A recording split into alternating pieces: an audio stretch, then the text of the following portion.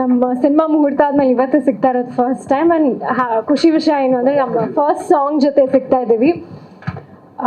ಚರಣ್ ಸರ್ಗೆ I'm a huge fan of Charan sir's work. ನಾನು ಅವ್ರಿಗೆ ಹೇಳಿದ್ದೀನಿ ಕೂಡ. ಇಲ್ಲ, ನಂಗೆ ಚರಣ್ ಅವತ್ತು ಹೇಳಿದ್ರು, ನಂಗೆ ತುಂಬ ಜನ ಹುಡುಗಿ ಫ್ಯಾನ್ಸ್ ಆಗ್ತಾ ಇದ್ದಾರೆ ಸರ್ ಈಗ, ಸೊ ಒಳ್ಳೆ ಸಾಂಗ್ಸ್ ನಂಗೆ ಕೊಡಬೇಕು. ಸೊ ಹಂಗಾಗಿ ನೀನು ಒಬ್ಳು ಫ್ಯಾನ್ ಆಗಿದ್ಯಾ? ಡೆಫಿನೆಟ್ಲಿ. ಕಂಗ್ರ್ಯಾಚುಲೇಷನ್ಸ್ ಚರಣ್.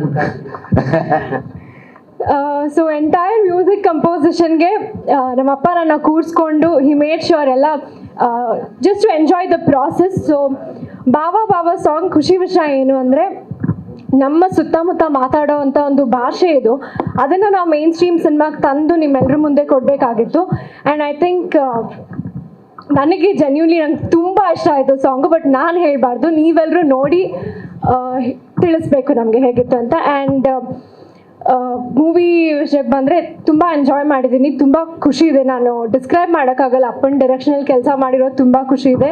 ಮತ್ತು ವಿನಯ್ ಸರ್ ಅಂತಹ ಅಮೇಝಿಂಗ್ ಆ್ಯಕ್ಟರ್, ಅವ್ರ ಜೊತೆ ಸ್ಕ್ರೀನ್ ಸ್ಪೇಸ್ ಶೇರ್ ಮಾಡಿರೋದು ಇನ್ನೂ ಖುಷಿ ವಿಷಯ ಇದೆ. ಆ್ಯಂಡ್ ಸುಮಾರು ಒಂದಷ್ಟು ಹೊಸ ಪ್ರತಿಭೆಗಳು, ನಾವೆಲ್ಲರೂ ಹೊಸ ಪ್ರತಿಭೆಗಳೇ, ನಾವೆಲ್ಲರೂ ಒಟ್ಟಿಗೆ ಕೆಲಸ ಮಾಡಿರೋದು ತುಂಬ ಖುಷಿ ಇದೆ.